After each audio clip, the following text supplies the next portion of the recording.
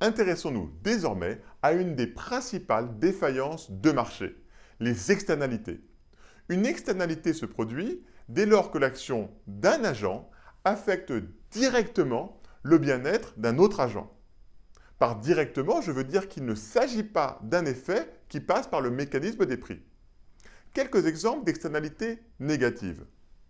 Dans une salle, un fumeur impose une externalité négative sur les non-fumeurs, qui parfois sont prêts à payer le fumeur pour qu'il arrête de fumer, ce qui montre bien que la situation est Pareto inefficace.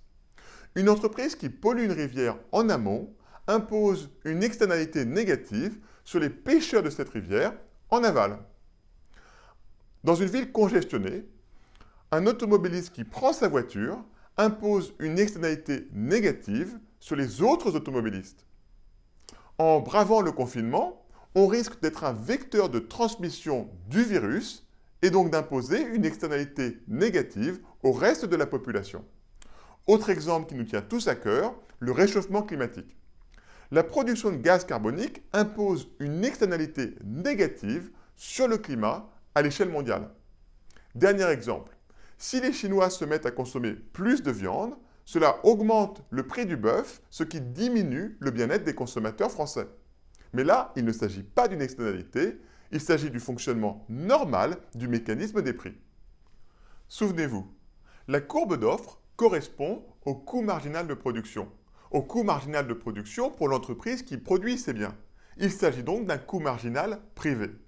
Lorsqu'on étudie les externalités, il convient d'introduire une nouvelle notion, le coût marginal social de production. Il s'agit du coût marginal de production pour l'ensemble de la société. Ce coût marginal social a deux composantes, le coût marginal privé et le coût marginal externe. Ce coût marginal externe correspond aux externalités engendrées par la production d'une unité de biens supplémentaire.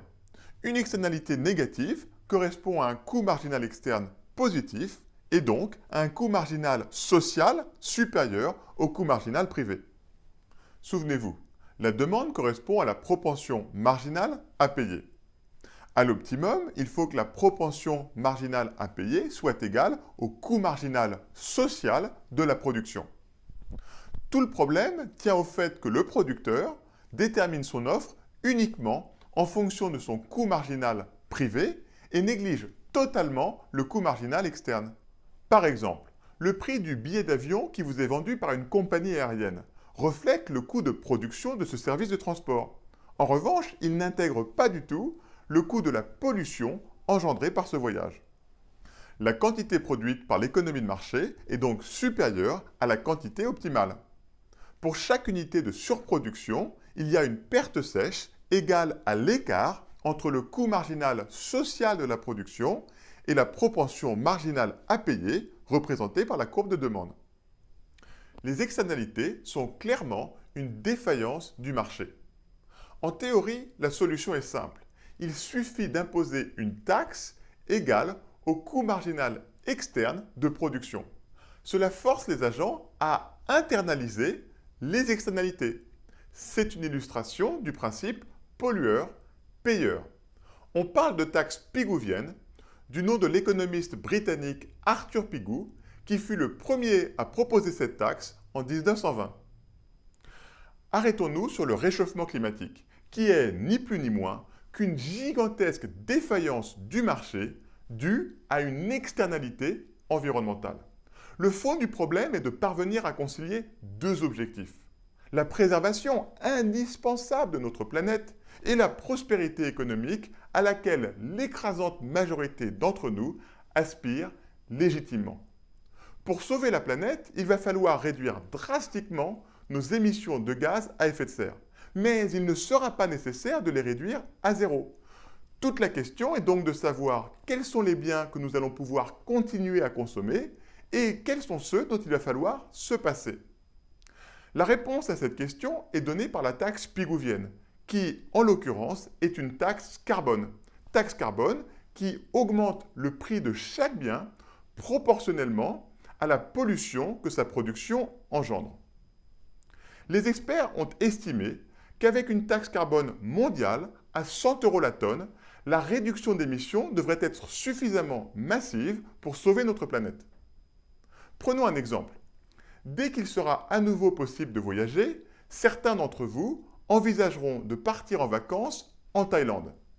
Une taxe carbone augmenterait le prix du billet d'avion proportionnellement à la pollution qu'un tel voyage implique. Face à cette nouvelle réalité, deux possibilités s'offrent à vous. La première est de renoncer à ce voyage et de partir en vacances dans le Massif central. La seconde est de payer le supplément et de maintenir votre voyage en Thaïlande. Eh bien, que les choses soient claires. Dans ce second cas, il est souhaitable que vous partiez en Thaïlande et que vous polluez la planète parce que le bénéfice que vous tirez de ce voyage est supérieur à son coût social. Coût social qui comprend le coût environnemental reflété par la taxe carbone. On est donc passé du discours un petit peu stérile, polluer c'est mal, à quel est le meilleur compromis entre préservation de la planète et prospérité économique. S'il est si difficile de lutter contre le réchauffement climatique, c'est précisément parce que cela coûte très cher.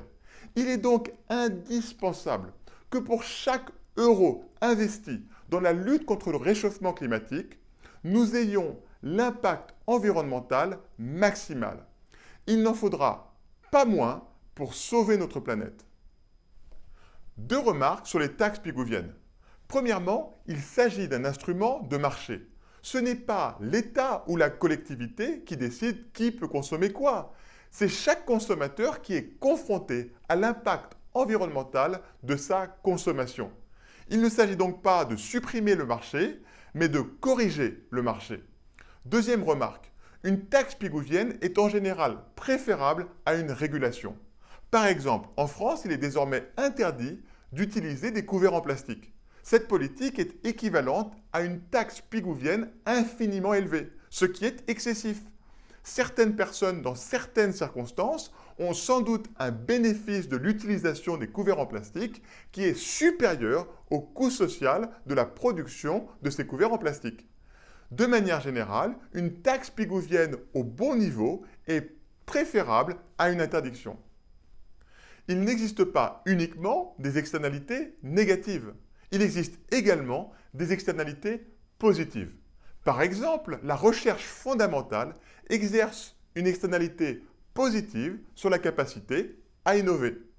Autre exemple, le bénéfice de la vaccination n'est pas qu'individuel, il est également social, puisqu'une personne vaccinée ne peut plus transmettre la maladie. Une externalité positive implique un bénéfice marginal social de la consommation supérieur au bénéfice marginal privé reflété par la courbe de demande. L'écart entre les deux est le bénéfice marginal externe, soit l'externalité engendrée par la consommation d'une unité supplémentaire. La présence d'externalités positives implique également une défaillance de marché, en l'occurrence une quantité produite inférieure à la quantité optimale. Cela engendre une perte sèche égale à l'écart entre le bénéfice marginal social de la consommation et le coût marginal de production reflété par la courbe d'offre.